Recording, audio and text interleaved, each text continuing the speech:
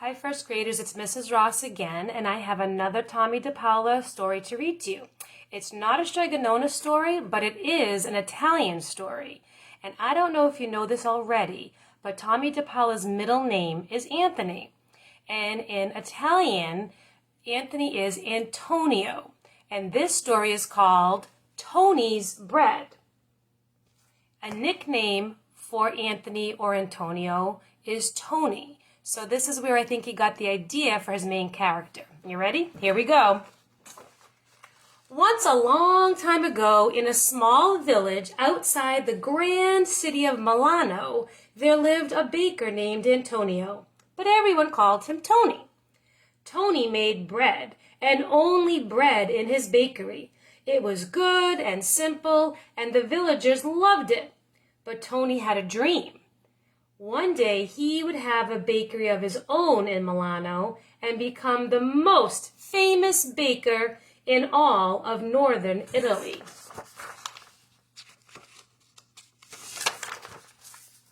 Now, Tony lived with his only daughter, Serafina. He was a widower and he had raised Serafina from the time she was una piccola bambina, a little girl. And how he had spoiled her. Antonio treats Serafina like una principessa, a princess, said Zia Clotilda. The finest clothes, the finest jewelry, anything her heart desires, said Zia Caterina. She never has to lift a finger. All she does is sit, looking out the window, eating dolce, sweets, said Zia Clorinda. Now that she is old enough to marry, Tony thinks that no man is good enough for his Serafina, the three sisters whispered to each other. That was true. Tony did think that no man was worthy of his darling daughter. He would not even talk to the young men in the village who wanted to court Serafina. So poor Serafina would sit at the window behind the curtains eating her dolce and crying.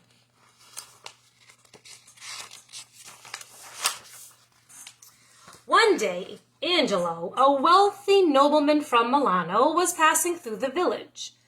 As he went by Tony's house, the wind blew the curtains away from the window, and there sat Serafina. Angelo and Serafina looked into each other's eyes, and it was love at first sight for both of them. The three sisters were standing nearby. Dear ladies, Angelo asked them, who is that lovely creature sitting in that window? Che bella donna, what a beautiful woman. Is she married or spoken for?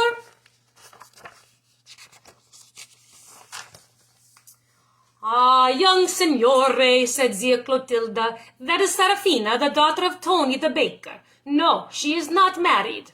And not likely to be for a long time, said Zia Caterina. No one is good enough for Tony's little Serafina, Zia Clorinda explained. Well, we'll see about that, said Angelo. Now, aunties, tell me all you can about her. The young nobleman and the three sisters sat and talked and talked and talked, and before long Angelo knew all about Serafina and Tony the baker.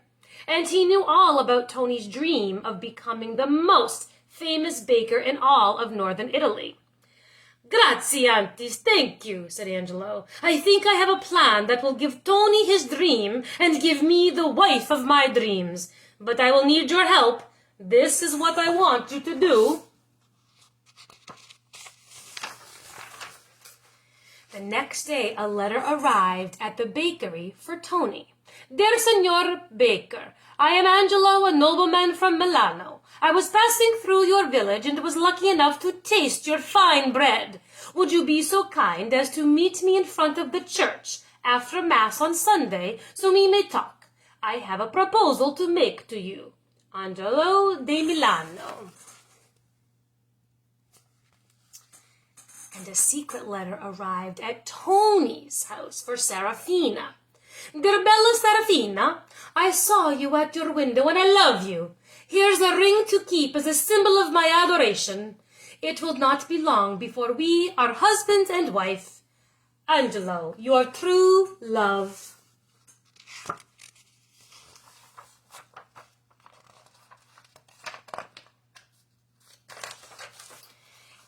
Zia Clotilda, Zia Catarina, and Zia Clorinda did their part. "Oh, Tony, did you see that rich young man from Milano?" Zia Clotilda asked.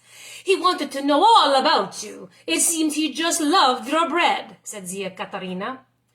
"Nothing like it at all in Milano," he said. Zia Clorinda told Tony, "Why, I wouldn't be surprised if he wanted to meet you," the way he went on. "Well, dear ladies, funny you should say that, because he does want to meet me. After Mass on Sunday," said Tony. "His name is Angelo di Milano." "Oh, imagine that!" the three women exclaimed. "Che bella fortuna! What good luck for you!" "And for Serafina," they whispered to each other.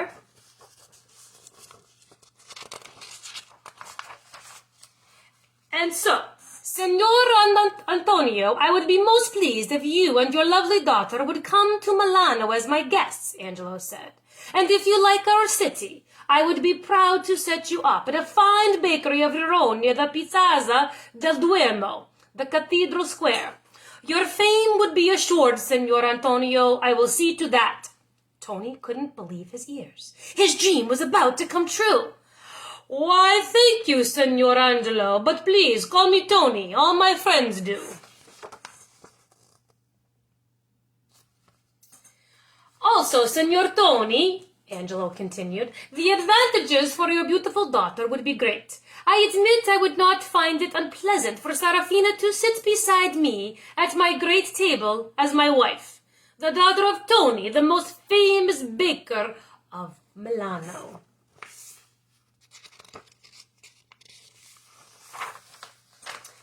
That did it.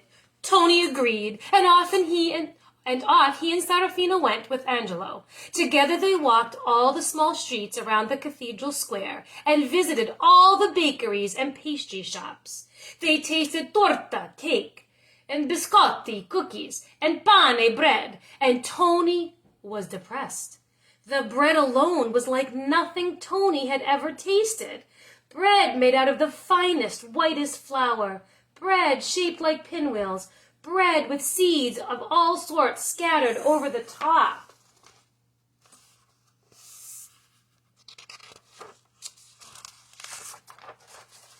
"It is no use, Signor Angelo," said a very sad Tony. "I can never compete with all these fine bakeries and pastry shops. All I can make is bread, and very simple bread at that.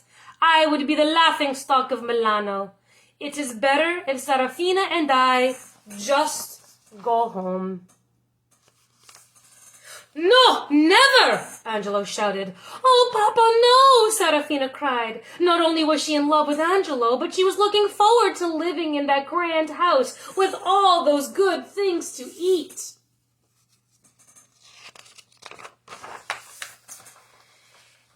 "If only you could make bread that tasted as good and sweet as this candied fruit and these raisins," Serafina said. "Or," Angelo said, getting another idea, "as rich and sweet as this cup of punch made from milk and eggs and honey." "Milk, eggs, honey?" Tony said, thinking out loud. "Candied fruit," Serafina said. "Raisins," Angelo chimed in. "That's it," all three shouted.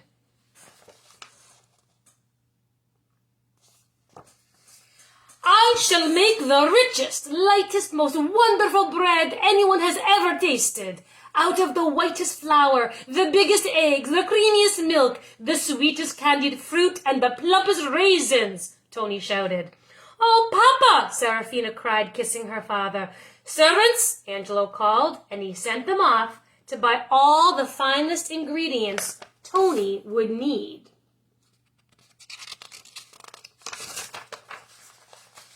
The next morning, Tony, Serafina, and all the supplies headed back to the little village, and Tony began to work. Day after day he experimented until he had mixed the lightest, richest dough with as many raisins and as much candied fruit as he could put into it. Now he was ready to bake. He sent word to Angelo in Milano that he should come to the bakery the next afternoon. Then he set out the dough in large bowls and went to bed. As Tomie slept, the dough began to rise and rise and rise. The next morning he filled every pan in his shop. One piece of dough was left over, so he threw it in a flour pot and baked it too. When Angelo arrived, the bread was just coming out of the oven. Everyone held his breath and waited while Tomie cut a slice of his new bread. Angelo tasted it. Serafina tasted it. Tomie tasted it. Zia Clotilda, Zia Catarina, Zia Clorinda all tasted it. That's it, they shouted. I'll take these loaves back to Milano to see what my friends say, Angelo said, and off he went.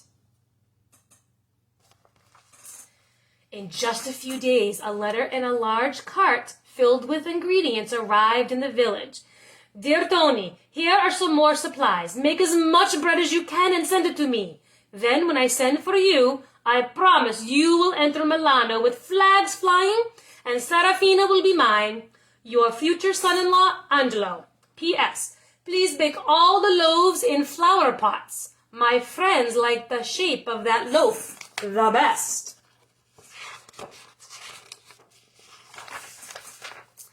Just before Christmas, Angelo sent for Tony and Serafina. Sure enough, when their coach entered Milano, crowds were cheering and flags were flying. Benvenuto, Tonio! Welcome, Tony! The crowds cheered, Benvenuto!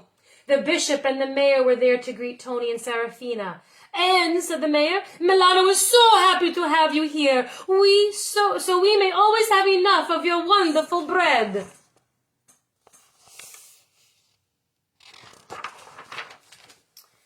The next day, when the bakery door was opened, the bishop's guards were called to keep order. All of Milano was there, except for Serafina and Angelo, who were being married quietly in a small chapel in the cathedral.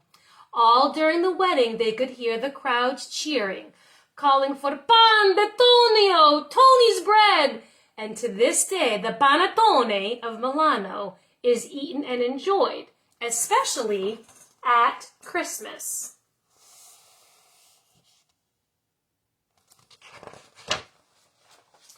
Bravo, Serafina! Bravo, Angelo! Bravo, Tony!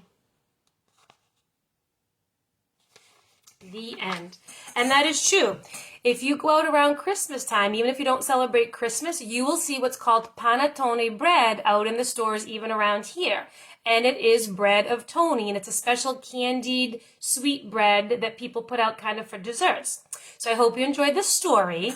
And now part of your writing today is going to be for you to see if you can write how to make bread. And Mrs. Hannah gave you some clues and some pictures to help you out, so don't worry. And you just do the best you can using your transition words. Good luck, and we'll be enjoying your work later.